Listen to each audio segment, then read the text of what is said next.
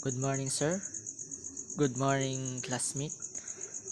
I'm Eliasar Panganiban and Alexis Pataksil, ang aking kabady. Ang topic na naibigay sa amin ay ang Iceland. So, sa pag-aaral na ito ay i-discuss natin kung paano nga ba ang police system ng Iceland. So, familiar naman na tayo sa Iceland kasi pinapakita yan. Ngunit, ano nga ba ang kanilang police system? So, I hope na sa huli nito ay may maintindihan tayo kahit konti lang. So, magsimula na pa tayo. First slide. Iceland. So, sa first slide natin ay ipapakita ko muna yung logo na usually nakikita natin sa mga cap, sa mga sombrero ng mga police nila doon, sa law enforcer nila. Tingnan natin muna.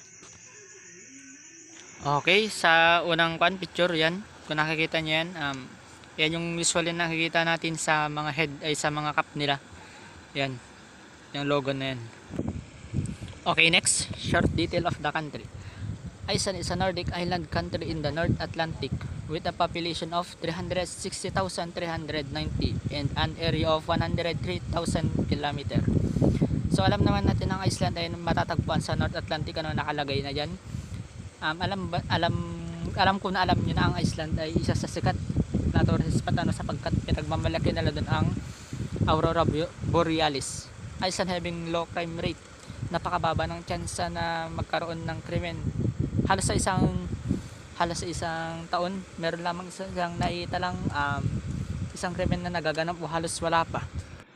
Then, Iceland is the number 1 safest country in the world. Siyempre kapag walang naiitalang krimen, di ba? Napaka-safe mo doon. Kahit doon ka na sa daan matulog. Alam mong safe ka na eh, di ba? Okay, next. Walang mananakit sa iyo. The main island is safe na safe south of the Arctic Circle.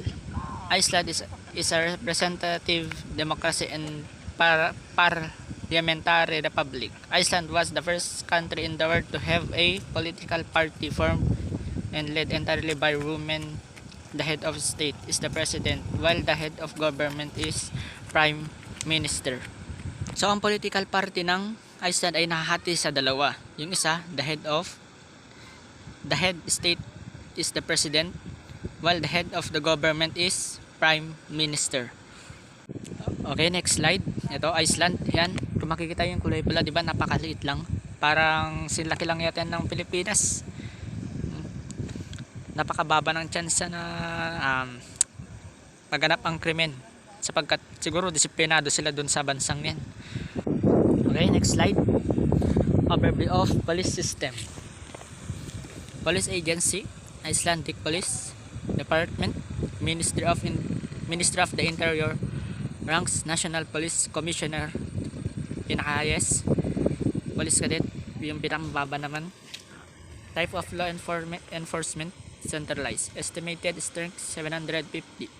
Motto with loss shall lands be built. So kung titignan natin yung type of law enforcement nila, siyempre decentralized kasi maliit lang naman na bansa yan eh. Hindi naman masyadong napakalaki para magkaroon ng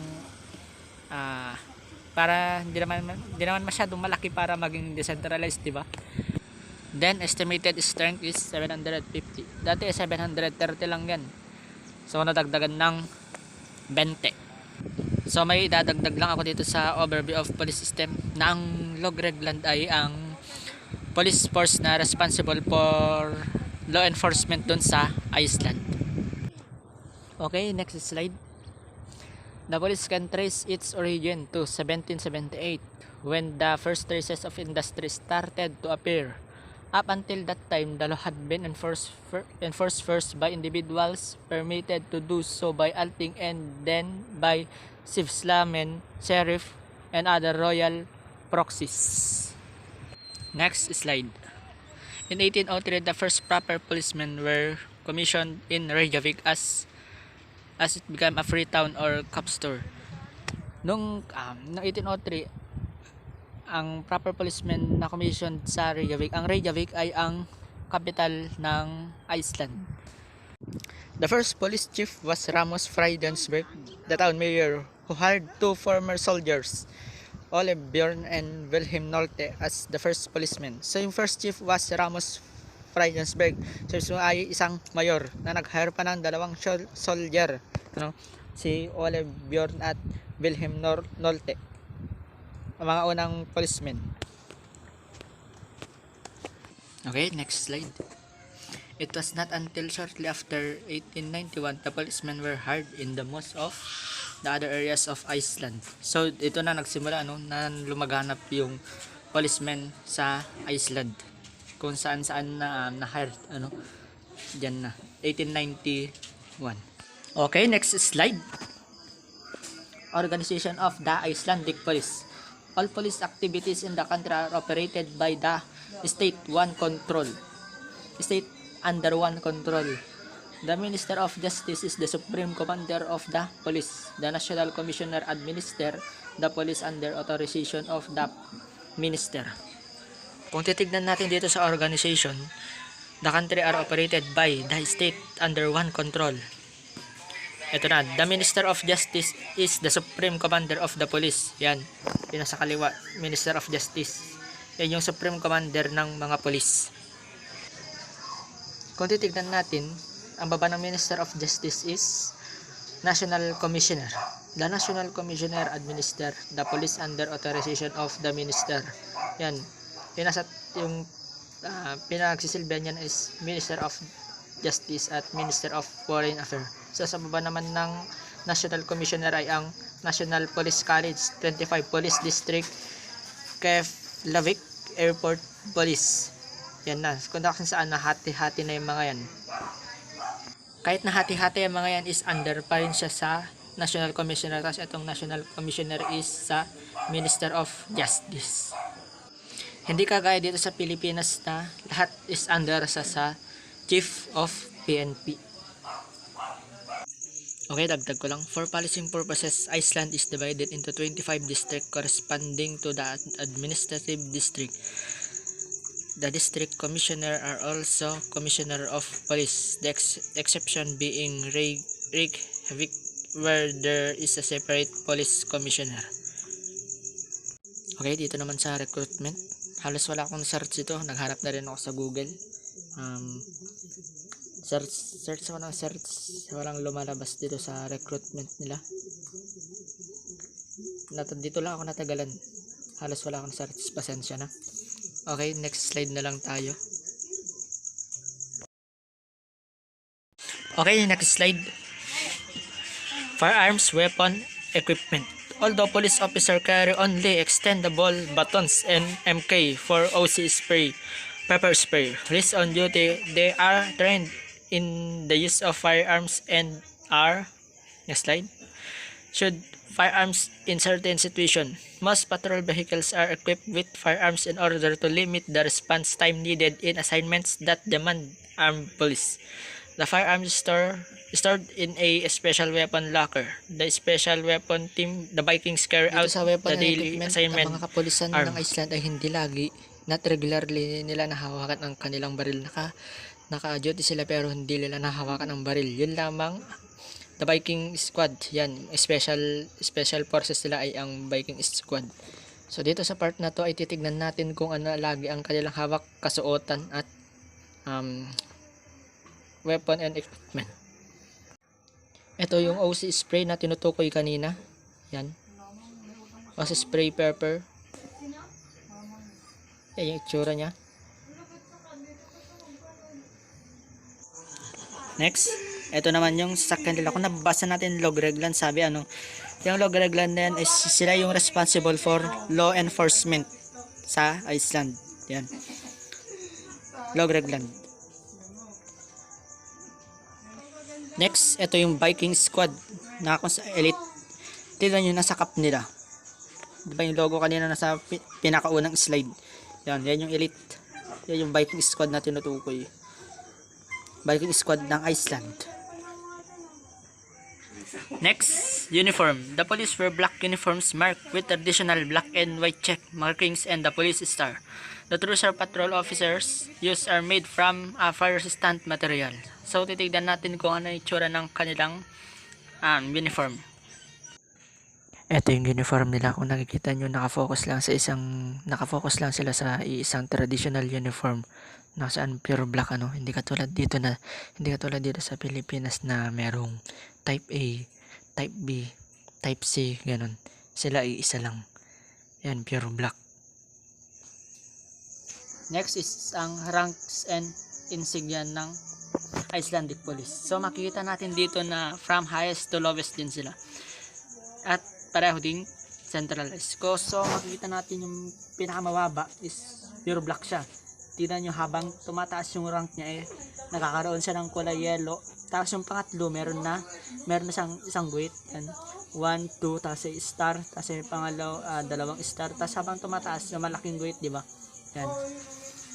From highest to lowest din, parehas lang ng Pilipinas. Kung titignan natin dito sa pinakamaliit yan, sa kanan, yung pinakamaliit yan ay nakikita natin sa mga cap nila. Yan, cap badge. Yan yung cap badge nila. Susunod, arm patch. Tapos ito naman, yan, yung pangatlo, sleeves. Tapos, itong maliit dito sa gitna is ang collar na makikita naman natin sa mga jacket nila. Tapos itong susunod naman na dalawa ay matatagpuan na makikita natin sa mga strap nila. Yan, yung dalawang yan. Next, yan. Pares lang din. Yan, nagdag ko lang. Okay, next. Yan na. Yung National Police Commissioner is yung pinakamataas. Ito yung mga ranks nila. Pangalawa is Police Commissioner. Deputy National Police Commissioner. Deputy Police Commissioner. Chief Superintendent. Chief Inspector, Detective Chief Inspector, okay, Inspector, Detective Inspector, Police Constable, Police Cadet, Temporary Replacement Police Constable at Temporarily Hired Constable. Yan. Ang pagkakaiba lang is yung Temporary Hired Constable at Temporary Replacement Police Constable, and the rest is halos pares lang sila dito sa Pilipinas na from highest to lowest at parang nasapo-sapal lang ay yun yung mga ranks nila. Okay, next, ito na yung best practices nila. Nag-search ako ng best practices nila, ngunit wala naman nagpapakita, hindi katulad dito sa Pilipinas, isang search mo lang is nagpapakita na. Kaya ito na lang nilagay ko. Best practices. The Icelandic police does not carry guns. The only officers permitted to carry firearms are only on a special force called the Viking Squad, and they are seldom called out. One man has been shot by the police ever. So alam naman natin kanina na discuss ko na kanito na yung Viking Squad is sila yung mga parang special forces na humahawak ng mga baril ano. Hindi katulad yung ibang kapulisan na yung parang regular lang police is hindi sila regular na humahawak ng baril. Kapag wala silang baril, paano nila kapag may krimen? So hindi na sila naaabala doon sapagkat ang Iceland is napakababa ang kanilang rate patungkol sa krimen ano, halos sa isang taon walang nagaganap na krimen. Kaya siguro nasanay na sila na halos hindi nila hawakan ang kanilang baril. Na nasanay na lang sila sa pepper spray, ganun. Yung OC spray na kanina na-discuss na. Next, plenty of guns but little violent crime. In spite of high rate of civilian gun ownership, Iceland still has one of the lowest crime rates in the world, with a murder rate of 0 to 1 per year, none that involve a firearm.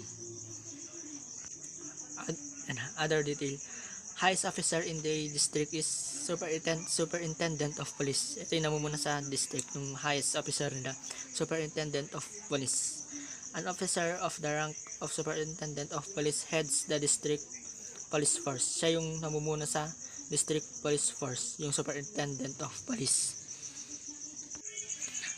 Iceland police carry firearms. So na-discuss na din to kanina. Usually hindi sila regular na humahawak ng baril. Yun lamang mga Viking squad na kung saan sila yung nandun sa sabihin natin sa capital ng Reykjavik. Sila yung kalimitang humahawak lamang doon ng mga firearms. National Bureau of Investigation. NBI is responsible for the investigation of all major criminal offenses in the Reykjavik area and assist other police district in the country in technical matters in serious and difficult cases. NBI is in charge of Icelandic National Central Bureau of Interpol. Okay, meron din tayong National Bureau of Investigation. Pero kanina nag-search ako. Ang nag-investiga naman ng serious crime sa atin is hindi NBI, kundi yung CIDG. CIDG naman yung investigator natin dito. Dito sa Pilipinas ay ang CIDG na kung saan sila yung Criminal Investigation and Detection Group. Sila naman taga-investiga dito ng mga serious crime. Reason for having low crime rate. No class system. 97% of islanders describe themselves as middle class. So a class system is barely existent, which reduces jealousy and crime associated with poverty. Children have equal opportunities for education and go to the same school. O dito naman, Iceland does not have an army, navy, or air force. Ito yung pinakamalaking pagkakaiba, no? Ito yung pinakamalaking pagkakaiba ng Iceland at sa Philippines. Wala silang army, navy, at air force. Hindi katulad dito na merong army, navy, at air force. So, napakalaki ng pagkakaiba na to, no? Wala silang army, navy, or air force. Kasi doon, iisa lang sa napakaliit na bansa na yun is ang law enforcer lang na doon is Logregland. Hindi katulad dito na merong army, navy, or air force. Doon is yung Logregland lang na kung saan yun yung law enforcer nila doon.